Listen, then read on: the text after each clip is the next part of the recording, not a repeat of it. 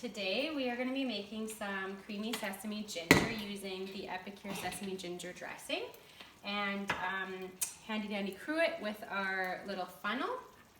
And this little tool actually that's not available at the moment, but who knows, it may come back, tablespoon measuring, and also really great for scooping and mixing.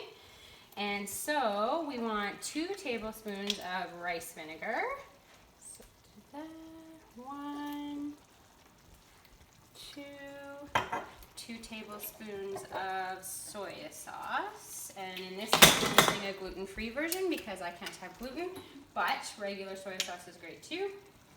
And we'll do 2 of that one. 1,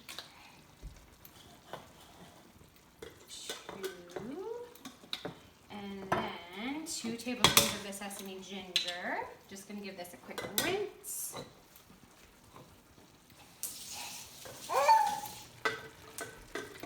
And that's our beef that is browning at the moment. We're getting ready to make some Korean beef bowls. 1, 2, and then technically for your mayo you want 3 tablespoons, but I often just kind of wing it a little bit. So depending on how much you put in will depend on how creamy your sauce will be. And then actually this is a perfect opportunity to use this little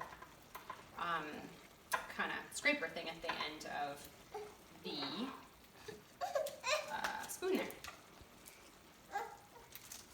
So we do that. Just gonna finish this up, and then we'll give it a shake, and it's essentially ready. So this is just one. Oh, we're getting baby in there too. This is just one. Like 1 times the recipe basically. I usually 2 or 3 times it for our family so that we can have leftovers. And our baby's excited about creamy sesame ginger. Yes, you are. And there you go. That's kind of what it looks like, and you just let it sit for maybe 5 minutes to just rehydrate the spices and the herbs and stuff in there, and then you're ready to pour it over your beef bowls.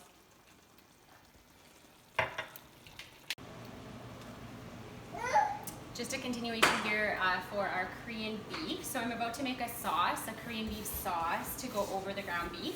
At the moment, Epicure doesn't have the Korean beef packet, or the Korean chicken and rib, I believe it's called, which I'm missing. So I actually use this recipe in place of that when I don't have it. So I have my soy sauce in here, and then I'm gonna add the minced garlic, which is a nice handy thing to have in the cupboard, just so that you don't have to do peeling and mincing of the actual garlic. Makes life a little easier. So half a teaspoon is equal to 1 garlic clove. And then we're gonna do a teaspoon of sesame oil, which is one of the things that I really enjoy about this recipe. The sesame oil just kind of finishes it off really nicely. And then last but not least, oh sorry, there's 2 other things actually.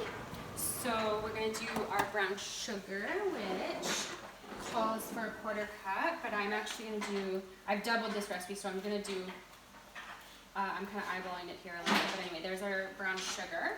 And then a little kitchen hack for you. I don't know if you've ever heard of this, but I freeze my ginger. So I buy it from the store, and then I peel it and freeze it in cubes like this, or in chunks.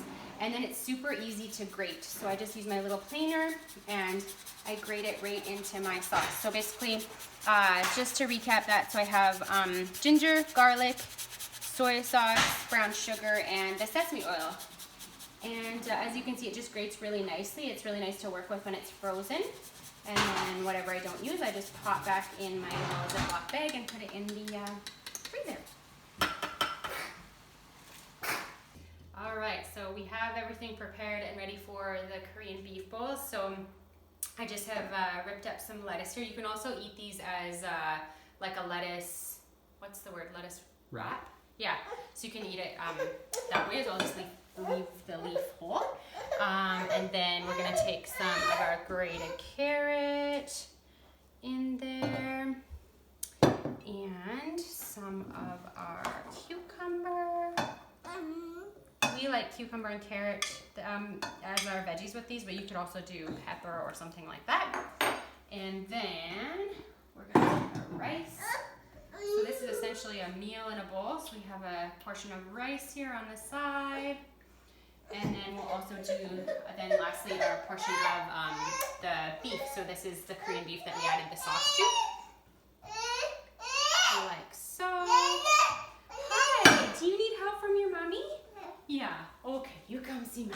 And then lastly, as we prepared earlier, our creamy sesame ginger sauce just gets drizzled over top.